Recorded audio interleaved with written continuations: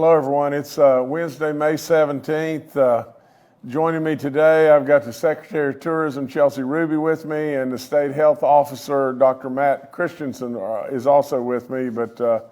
So we've got some neat stuff to talk to you about. The first one, Chelsea will do a great job, telling you more about this. But let me just read this first sentence to you. Today, I'm beyond excited to announce that the New River Gorge has been named the best family trip in the U.S. by Outside Magazine. And Outside, selects one winning destination and one runner-up, for various travel categories and everything. Chelsea's going to come on and tell you a whole lot more about this and tell you all the distinguished magazines and newspapers or whatever it may be all across the globe that have looked at West Virginia and cast a great opinion about West Virginia. So Chelsea, come on and tell us more about this. This is great stuff. Good morning, Governor. Thanks for having me. Super excited about this. We have had a lot of celebrating over the last couple of years with these big publications labeling West Virginia as a top destination. So just in the last year or so, we have received similar accolades from Travel and Leisure, Condé Nast, Lonely Planet, Frommer's, Time, CNN, USA Today, and today I am so excited to add Outside Magazine to this list. So for those of you who may not know Outside, they are the premier publication for outdoor enthusiasts. They have over 50 million in reach each month. So this is a big deal. We are excited to continue receiving this national and international recognition for what you told us all years ago would happen, is that people would start saying that West Virginia is the top destination. So we're excited, and we'll keep going. We've got a couple more publications we haven't gotten yet, but this is one that we worked really hard on, brought their editors here several times. I've gone out and met with them, and we're excited to see that they now know what all of us here in West Virginia know, which is that West Virginia is truly almost heaven.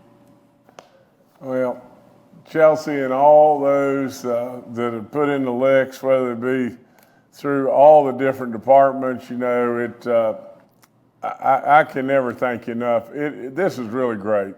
I mean, I've said it so many times in so many different ways, even when I flashed Baby Dog's Heine, at Bette Midler at the State of the State. Really, there's so many people that have cast stones and looked down their nose at West Virginia, as thinking that we were the people that were behind or backward or not very well educated or poor or whatever it may be. And absolutely, we've all known just in West Virginia just how great this incredible state is and how unbelievable our people are. And so the one thing you're never going to be able to take away from me is I am really proud of who we are in this great state and all there is to think about and see and do and visit and everything else about this incredible state. So this is just another stepping stone that is an incredible accomplishment. And so for all those that put in the licks and everything, to just absolutely get people to open their eyes and see we are that diamond. We're that diamond in the rough that everybody missed. We are frogs that are proud of our pond. But I'll tell you right now, absolutely, with all the folks that are coming, they're proud of our pond too. And so really good stuff. And so congratulations to everybody. And Chelsea, what an incredible job you're doing. And I'm really proud. Really proud. Good stuff. Let me switch channels with you and say that Monday, June the 19th is Juneteenth Day, a day that celebrates the ending of slavery in the United States. And in recognition, I have declared Monday, June 19th, as a state holiday for all state offices, and all state offices will be closed. So an absolutely great day. a great day of celebration and everything. And there will be a free event that will return to the Canal Boulevard side of the West Virginia Capitol Complex on Saturday, June the 17th, from 5 to 9 p.m. Just really, really good stuff. And we should celebrate this day. And so the way I think it's worked out, with West Virginia Day on the 20th, we'll get a real long weekend for great state employees that are very deserving and put in a lot of great licks every day. So let's celebrate that day. Dr. Matt Christensen is going to be with us and talk to us about water and water announcements. And, so Matt, come on and talk to us about all this. You know this way better than I, and I could read through some notes and tell you some opinions of mine, but tell us the stuff, please, Matt. Great. Well, thank you, Governor Justice, for bringing attention to this really important issue of water quality. We're going to talk a little bit about PFAS, which is a group of chemicals that has been in the news lately and something that's been on a lot of people's minds. But first, I want to go and tell you about a couple water facilities that I toured on Monday, just this week. On Monday, we traveled around the state with our staff in the Bureau for Public Health, who are all very committed staff committed to protecting public water and water systems in the state of West Virginia. And we met with Brent Clark and John Lipke at the Mason County PSD up on Crab Creek, Route 2. We met with John Jarvis and Jennifer Traub at West Virginia American Water here in Charleston. We met with Brian Arthur and David Simons at the City of Ripley Water System and Jeff Miller in City of Milton. And they are dedicated public servants that come to work every single day, committed to ensuring that when you turn that water on, that clean, quality water comes out. And I want to thank them for their service to the state of West Virginia and to public health. They're really knocking it out of the park. And in every single small town and big town and city in West Virginia, we have similar dedicated public servants and water operators doing that same work. And Governor, as you know, we're blessed in West Virginia with abundant water resources and amazing for recreation, as Chelsea was mentioning, and in the New River Gorge and other areas. But also, we're blessed with great people, and these people are really committed to making sure that, again, when we turn that water faucet on, that amazing quality water comes out. Now, PFAS is a group of chemicals that we've been keeping an eye on at the Bureau for Public Health for quite some time now. And they're used in things like fabric, in clothes, carpets, cookware, in firefighting chemicals. And the science over time has really developed, and we're learning a lot more about some of the negative health impacts of those groups of chemicals. Now, West Virginia isn't unique in being impacted by some of these chemicals. This is a problem across the country. But we've been ahead of the curve. And Governor, with your leadership, the Bureau for Public Health and DHHR and DEP have convened work groups on a regular basis with public water systems to make sure that we can measure and have plans with regards to when these regulations are coming out through the EPA. And the EPA just recently put out a series of recommended regulations for public comment that would limit the amount of 6 of these chemicals in our public water systems.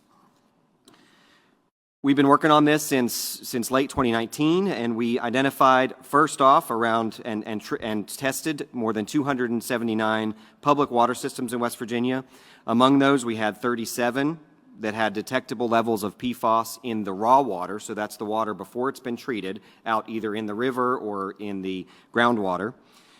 We tested those again in the finished water and found that 27, so we started out with 279, we're now down to 27, had some detection of PFAS chemicals in their finished drinking water. That's the water that makes it onto the public water side. And then of those 27 systems, we had 19, so we're from 279 down to 19, that had one level that could potentially be impacted by these EPA regulatory standards.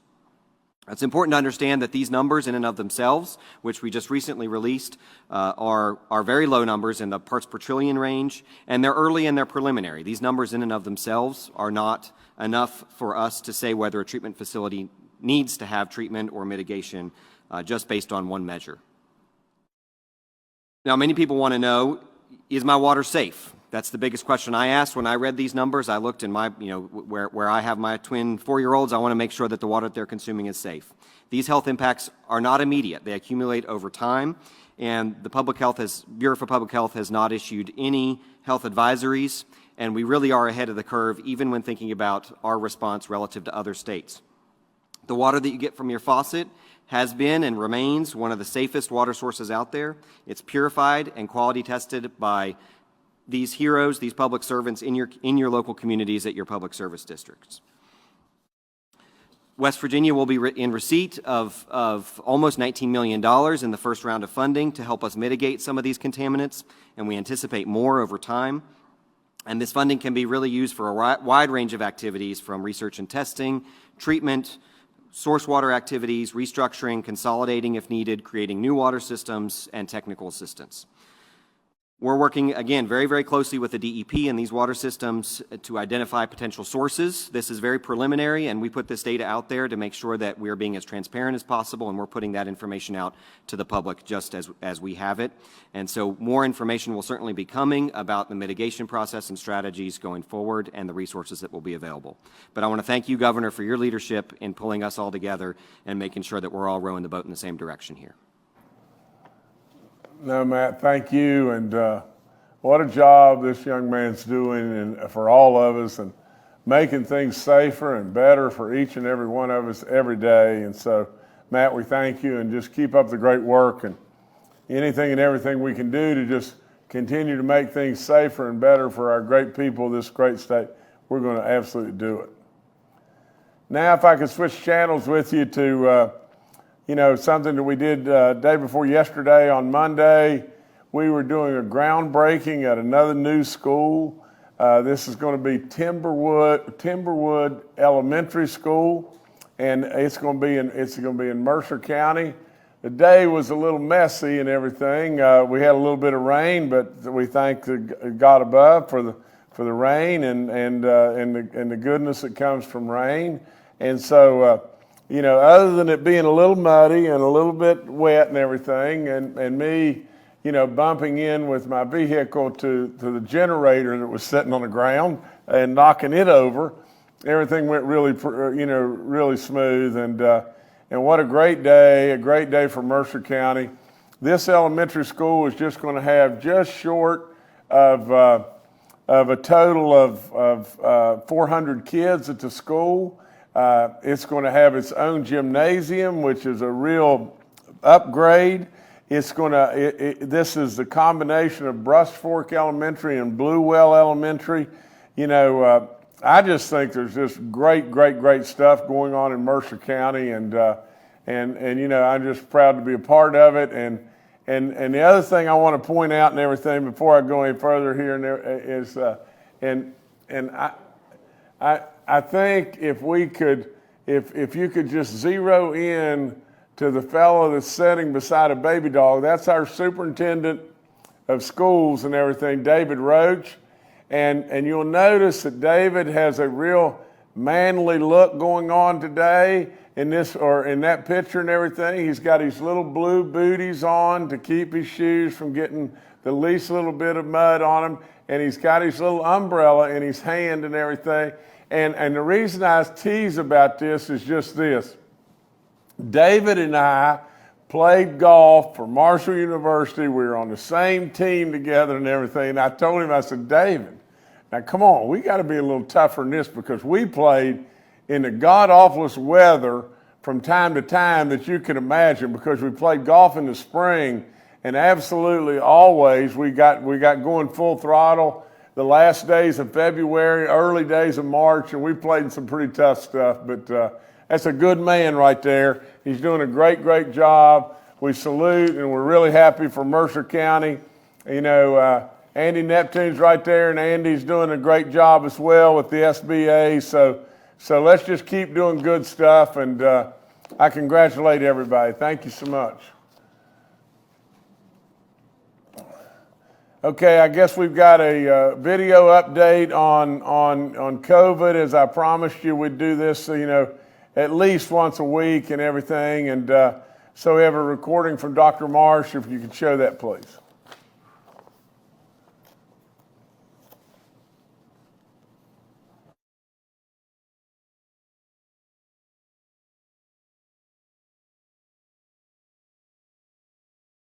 just to make sure that I point out that I'm recording this update on Tuesday, May 16th.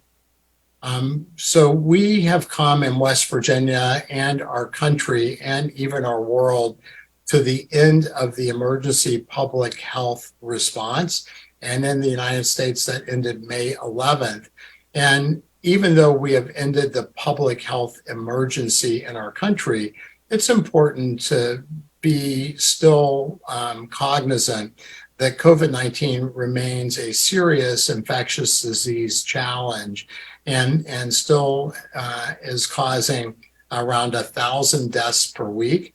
And that's notable because with the tools that we have today, COVID-19 really should be a preventable cause of death for most Americans and certainly for most West Virginians. And just as a reminder, we know that today that COVID-19 has its most severe impact in our older citizens. People 65 and over account for about 90% of all the deaths of COVID-19. And so we want to make sure that people who are 65 and older pay attention to getting an updated COVID shot.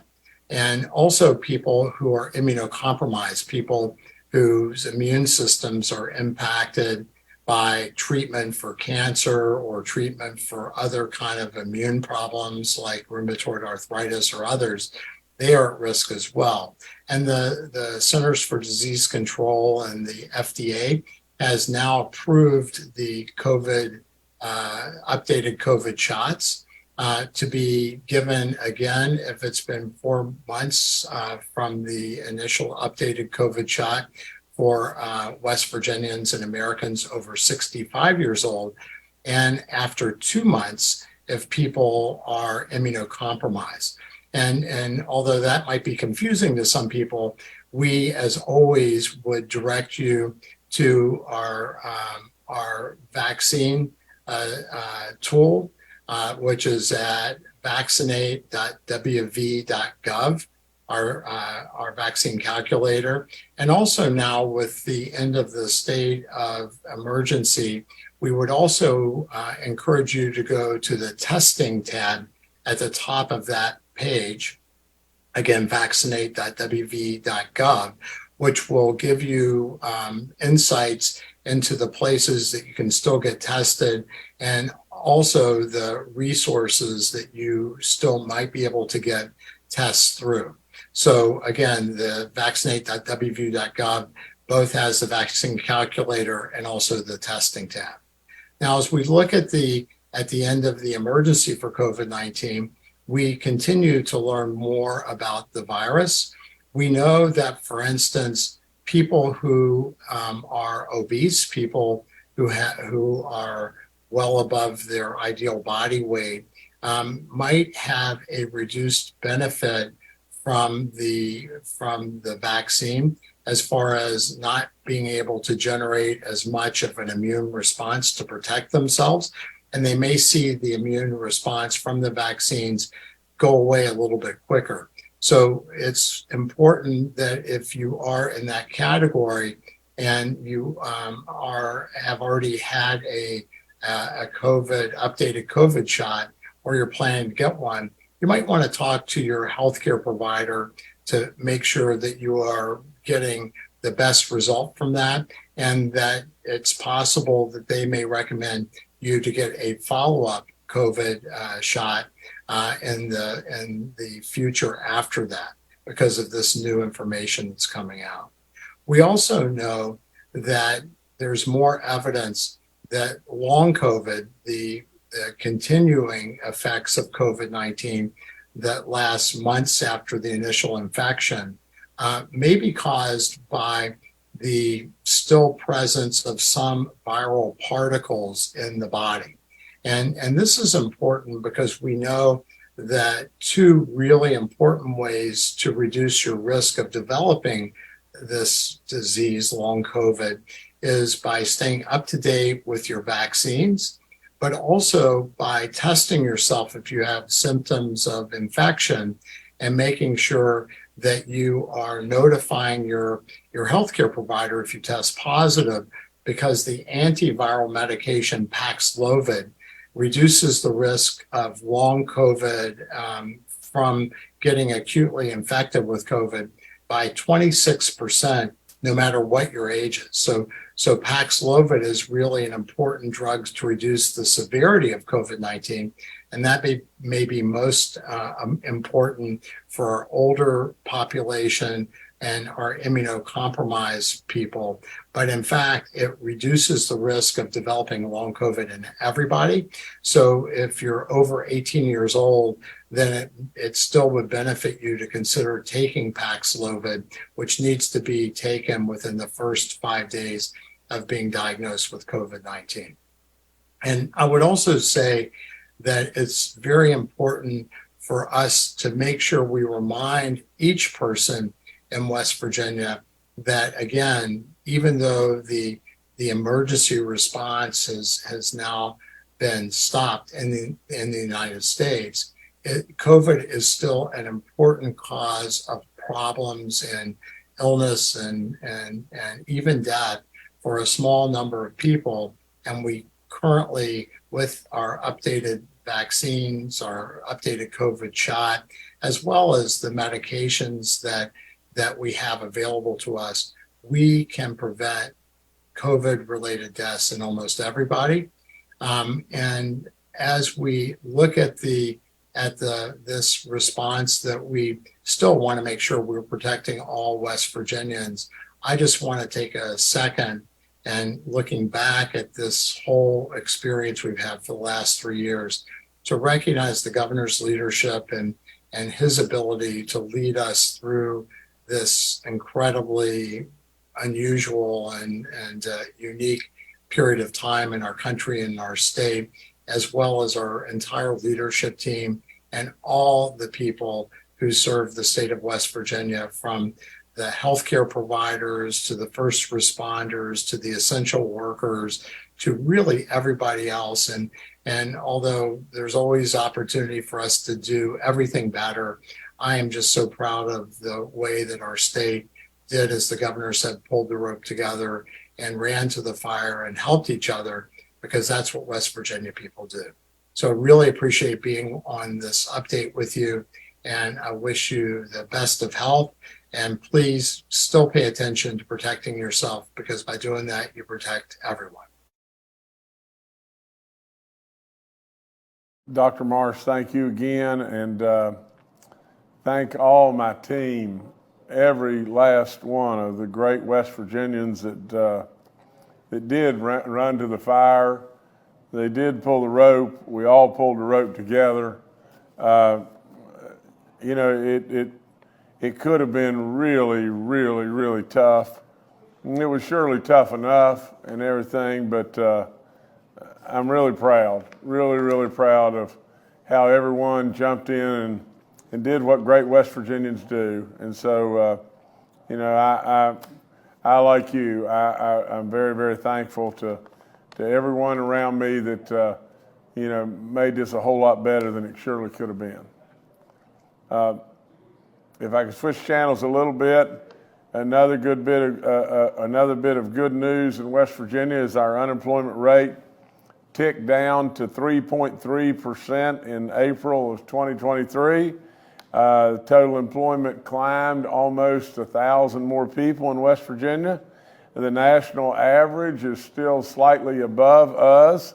They're at 3.4, we're at 3.3, and so good, great stuff.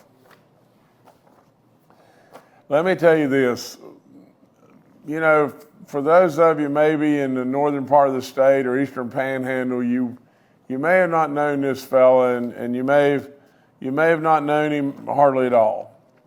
But we lost to Senator Billy Wayne Bailey. And Billy Wayne in southern West Virginia was known as a friend to all.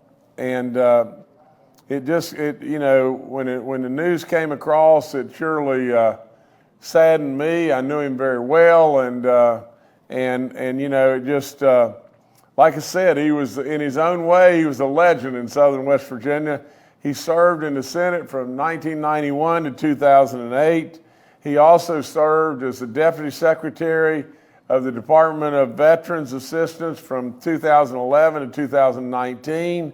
I'll be issuing a proclamation that'll lower our flags in West Virginia in his honor once we get an update on when the services are going to be set. But keep him in your prayers. You know, while in many ways, you know, I didn't know the family, and but I always knew of Billy Wayne from the standpoint of, like I said, you know, in my neck of the woods, you know, Billy Wayne was a legend, and he'll be remembered and he'll be appreciated for decades to come. So Billy Wayne, we thank you, and may you rest in peace. And we lost him way too young, 65 years old, I think. But nevertheless, that's all I've got right now. All right, thank you, Governor. Let's now turn to members of the media for questions. We'll start with Charles Young with WV News. Hi, this is Charles Young with WV News. My question is for Dr. Christensen. You know, you said that the drinking water in these communities is safe, but you also talked about the long-term health effects. So are there any steps that folks in these communities need to be taking in the short term or the long term to mitigate those long-term health effects? Thank you. Matt, please talk to us. Sure, and thank you for that question. I know a lot of people are wondering about these health impacts, and again, just to reiterate, these are long-term health impacts. If these were immediate, acute threats to people's health, we would be issuing do not consume advisories and other consumption advisories. And at this point, we're not doing so. These are very, very low levels, and the impact is really something that accumulates over time. For individuals that are concerned about their potential exposure, number one, I would encourage them to look at the map on the Bureau for Public Health, Office of Environmental Health Services website, which has the most updated testing numbers. But I also want to remind people that these are very preliminary tests. These are numbers that do not indicate whether a system needs treatment or not. These are really us getting ahead of the curve even before these federal regulations are going to come out, probably by the end of this year, and have to be implemented within a few years. So these aren't enough to tell us whether we need treatment or not. We're going to have to continue to test and get more information.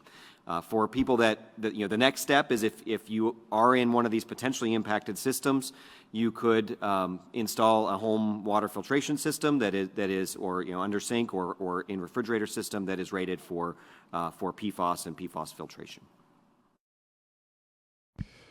Okay, thank you, Charles. Let's now go to Randy Yohe with West Virginia Public Broadcasting. All right. Thank you, and good morning, all. Governor, a quick question following Dr. Marsh's words of wisdom. After more than 2 years of urging West Virginians to get their COVID-19 vaccines, even saying it's foolish to not get your shots, you said something in last week's briefing that seems to be to the contrary. You said, in this day and time, with the information we have, the group I've worried about before that did not get vaccinated, they may very well end up being the group that is safest and healthiest. It seems contradictory. What do you mean by this day and time with the information we have, and how should one interpret this about-face statement? Yeah, I hope to goodness that it's not interpreted as an about face. You know, here's what I always try to be really fair, and through all of this, you know, we surely, and I would do the same thing tomorrow, and I want you to understand that. I would encourage people in every way, because the science of what we were told at the time was to get vaccinated, to get your booster shots, especially if you were over the age of 50, over the age of 65. Get vaccinated and get your booster shots. And I encourage people to do that, and if I had to do it all over right now on the information that we had, we absolutely should have done that, and we did do that. I do believe it saved a lot of lives, without any question. But now, today, with a community that is vaccinated, what would we have done, really and truly, if we had no one vaccinated? This thing would have probably run rampant across the land. Now, there's much information that continues to come out. We want to listen to the information, but based on what we had at the time, without any question, what we should have done was get vaccinated. And we did that. And literally what happened then is you had a community that was completely vaccinated, and then you had people that were getting some level of natural immunities. We were told in the beginning that the natural immunities was just a smoke and mirrors deal. And now we're told that the natural immunities, once you had COVID, are real. And so Randy, this has surely been a big time moving target. I didn't mean to indicate that people that didn't get vaccinated did the smart money and the smart things. But today, really and truly, I said in the briefing, and I'll stand right by it, I was vaccinated 4 times, I think. I was boosted twice. I had COVID 2 different times. But I didn't say in the briefing, but I'll say it right now. I believe with all in me, if I hadn't been vaccinated, it could have been really, really, really bad. And so with all that being said, my personal beliefs are we should have been vaccinated, we should continue to vaccinate, and we should continue to take booster shots upon the advice of your physician. That would be my personal belief, and it would not change in any way, but there is information that people that maybe didn't get vaccinated, that got COVID and everything, there's information out there that we should look at and learn from. And that's just all I'm trying to say. All right, thank you, Randy. Let's now go to Marley Pinchok with WSAZ. Thank you so much for your time. This question is for Dr. Christiansen. One of the areas with those elevated levels of PFAS is New Haven in Mason County. I spoke with the mayor and New Haven Water Department. They tell me they already have a property cleared out to install a new carbon filtration system. They also tell me they've been in contact with contractors who will be doing the work. All they need right now is the money to do it. I know the state is getting about $19 million in federal funds, which can be used several ways, including treatment.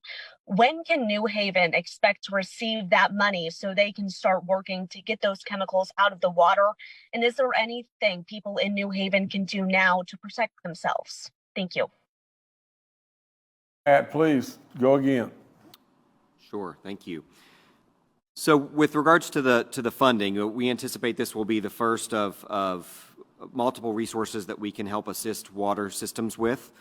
Again, our goal was to get this data and this information out there as quickly as possible, and so we don't have a dedicated time frame right now for when those federal dollars will flow, but you have my commitment and the commitment of the work group that we put together to get that moving as quickly as possible.